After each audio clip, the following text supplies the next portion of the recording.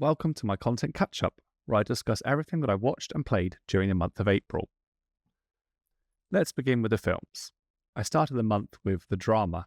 I really enjoyed the dynamic between the leads and how we as individuals place specific morals on ourselves that cause us to be blind to our own actions. This was getting 5 stars until the ending, which felt out of place and oddly wrong. I'm not sure why exactly, but there seemed to only be consequences to Robert Pattinson's character and little for everybody else.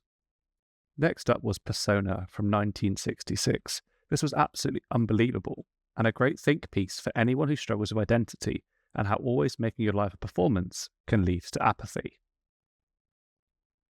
The Magic Faraway Tree is about as British of a film as you can get. Based on the books by Enid Blyton, the film is full of childlike whimsy and exploration. However, I felt it wasn't really sure about its audience, as a lot of the humour was directed at the expense of the children, but then the story itself was aimed at children. After that, I watched The Menu. I went into this expecting something related to cannibalism or cults, but ended up with one of the most anti-everything film I've seen. The film spits in the face of anyone who consumes media, the fans, critics, snobs, experts, the lot, firmly placing itself as a film that challenges perceptions of art.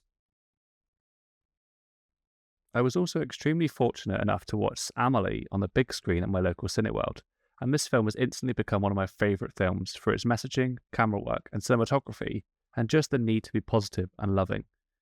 I am planning a deeper exploration of the film in a separate video, so I'll end these thoughts here. Stand By Me was the only film this month that I had previously seen. However, rewatching it in cinemas with a wiser perspective really elevated the film for me. The sense of friendship and unknowing about the future really resonated. It does make me a little sad that young children don't seem to want to explore in the same way. With The Devil Wears Prada 2 coming out next month, I had to make sure to see the first, in all of its 2006 DVD quality, of course. I don't really have a lot to say, as it's just a film that's much better when watched with a group, which I did. But I did walk away from this thinking I could smash Andrea's job. Finally, for films this month, I watched Akira in IMAX, and the appreciation for the art form of animation has never been higher.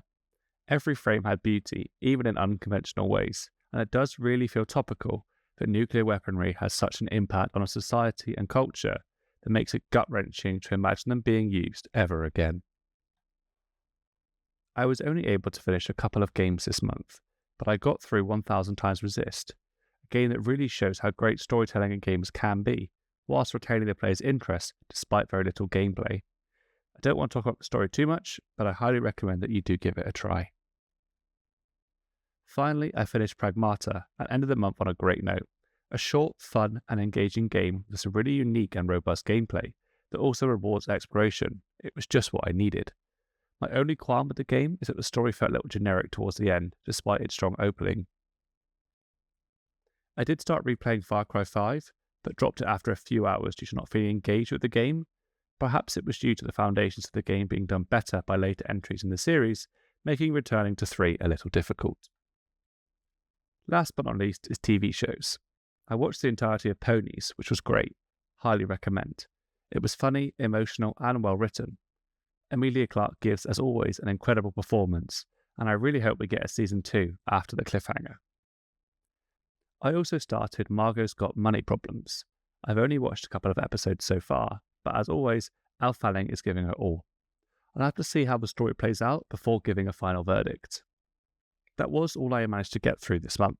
2 weeks off work made it easier, so expect less things next month. I'd love to hear what you guys think about these shows, games and TV shows in the comments below.